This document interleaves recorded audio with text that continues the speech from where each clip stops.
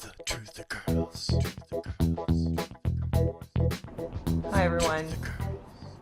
I wanted to give you an update on something. It's kind of personal. I don't really like doing personal related videos, but I kind of feel like this is important.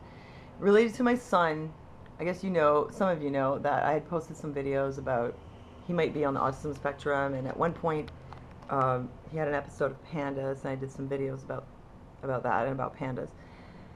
And so I wanted to give you an update, which is that my son is autistic, and I want to tell you some things that I guess I wish I had known when he was younger. We can speculate about why he's autistic. I don't know. I'm sure a lot of you will say, oh, it was the vaccines, but let me tell you, in this case, I'm not so sure. Actually, I don't think so. Although I wouldn't give him vaccines because he did have pandas. There's genetic overlap between pandas and ASD and other things, so I wouldn't give him shots anyway. I'd read Temple Grandin's book, and she had talked about it maybe starting with a sensory processing disorder. And I remember very early, he was maybe 3 or 4 weeks old, and it seemed like he didn't like to be touched. So I was taking this mom and baby class, and we were learning baby massage, and all the babies were loving it. And I know this was before his shots, because I remember this was back when I was totally clueless, and they were talking about the vaccines, and we were all like, oh, I can't wait for my child to get his vaccines because he'll be protected. I'm so worried about him until he gets them. That's how we were thinking.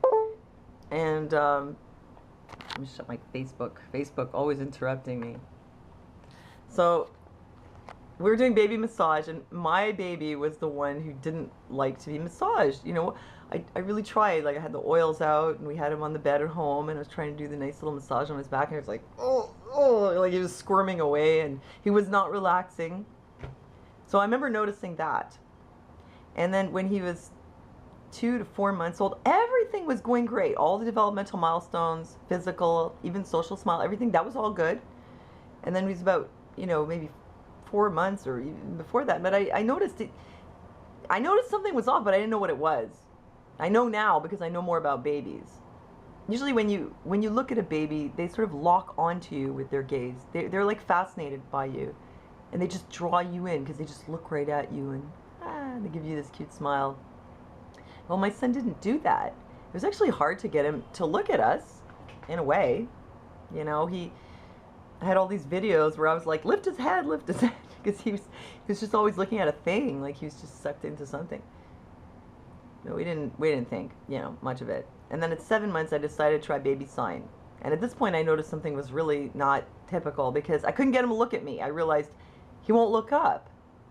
I mean, he kind of would look at you on his terms, but he won't look at you in response to your voice. Like, usually a baby, you make the sounds, and they'll look up to see who's talking to them, and they'll lock on, and he wouldn't do that. I was trying to teach him sign language. It was very, very slow going, because I'd have to, like, knock on the door to get him to look up. I mean, it took a lot of perseverance.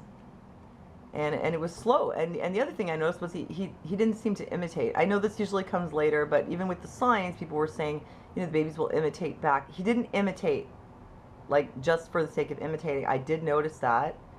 So it took a lot of perseverance, again, to teach him signs, but I still thought, well, this is a bit odd. He can't be autistic. I mean, look at him. He's so happy. He's so normal. So I did the signs. I'm actually really glad I did that, because he who knows what kind of trouble he might have had with socializing and with language development if I hadn't done it. So what was the next thing? Well, he wouldn't answer to his name, and he wouldn't respond to my tone of voice. He wouldn't respond to approval or disapproval tone in the voice. Alarm, as in the baby's crawling away. Usually if you go, no, they'll stop, but not mine. It's like oblivious. And he wouldn't do the thing where, like, going away and then checking back to see, if his mom is looking and is everything okay. It's just kind of bolt. So that's what they call overly independent. Also, he was a bit hyper, as in, like, relentlessly climbing, which is kind of normal for toddlers, but it was a bit more with him. So there were these things, and I knew they were ASD red flags, but I was like, nah, can't be. Because I thought that for a kid to be autistic, they had to be autistic, like, in every way, all of it. And he did line things up too, and I was like, my friends were like, that's normal, they all do it. Well, in this case, it was it was a sign, you know. A lot of spinning and all that. It's normal. A lot of like repeat, repeat, repeat. Normal. But here was where it really diverged. Okay, so there's a happy little toddler. You wouldn't notice anything. You'd be like, gee, that kid's independent. That's about it. Or like, hey, I'm talking to you. But other than that, he seemed okay.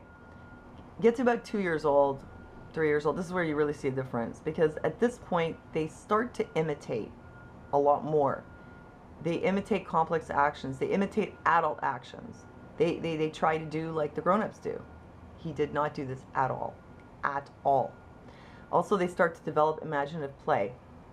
And slowly, it starts to get into richer play, which involves more and more imagination. And he didn't do that either. The whole, like, I'm Superman! None of it.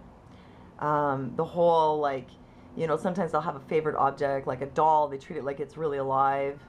Or with a boy, maybe it's a special car. This kind of, like, thoroughly engaged imaginative play, no, it never happened. I mean, eventually there was a bit of it. Mostly what it was something copied from like cartoons that he'd seen. There's dialogue. That was another thing. There was a lot of like movie lines repeating, which was a bit odd.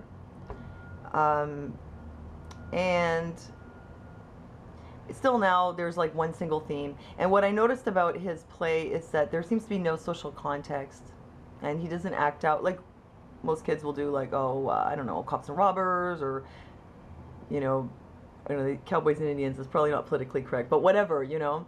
But he didn't do any of that. And he just one single scenario, which is the battle, which is like the superhero battle. But it's only that. And also, he doesn't really know how to play properly, collaboratively with another child. It's like he'll either just like dictate what happens, or he'll like withdraw. He's not sensitive to sort of where other people are coming from. And there's a sensory end, which he always had. So people were telling me, oh, it's fine. He'll be fine. He'll be fine. Just ignore the problem. It'll go away. It's not a problem. It's a gift. It's fine. But, you know, in fact, he did need help.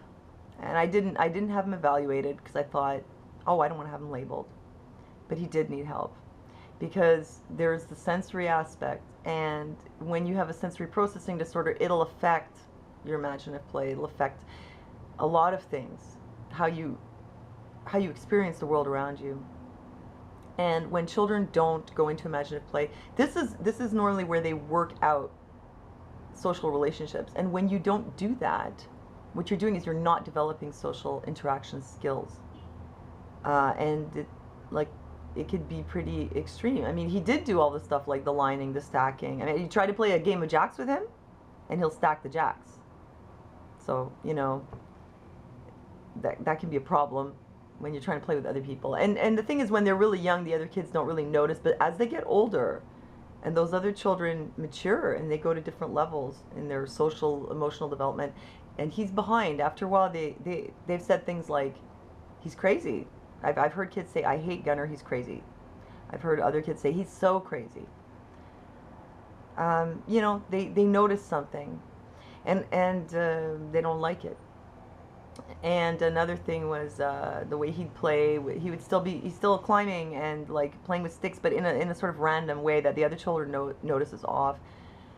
And he'll like whip that stick around like really close to people, and they feel like it's, you know, they feel threatened, but he doesn't perceive it. You know, this becomes a problem. So the bottom line was, we didn't want to admit there was a problem. And this is aside from the pandas, and this is probably genetic. I was the same way as a child. I'm an Aspie. So, you know, whatever it was, he needed help, and I didn't get him diagnosed. And I would recommend that if you see red flags, keep in mind that even children with autism, they tend to have more typical behaviors than atypical. So if you're worried, go and get assessed, because you're gonna need help, most likely. I mean, there may be some superhero moms out there who don't need it, but most likely you're gonna need some help in how to raise a child who is like this, without having a nervous breakdown, or, you know, losing your patience on your child. And so this is what I wanted to say, that I guess, let's say it's been a long, hard road, especially since I put him in school. And that's often when kids with Asperger's or more high functioning get diagnosed, because that's when you really see the difference. And I guess I had a lot of guilt also. Why didn't I get him diagnosed earlier? What was I thinking? I could have maybe done something different because he's wonderful. He's gifted. He's actually a grade ahead. He's 7 years old and he's in grade 3. And he's got a great sense of humor. He's a wonderful kid. But he suffers because of this. Very difficult for him to socialize. I mean, he's not on their level on that end. There's some really big difference. And he's very lonely a lot. There's a lot of difficulty with interactions. He doesn't understand what he did wrong, why people are mad. He can't help it. He's just the way he is. And a lot of times people would say, oh, you know, he's strong-willed or he's a brat or something. But it's not that. You know, he's on his trip. And it doesn't always jibe with what everyone else is doing. It doesn't always work. It can be really inconvenient, etc.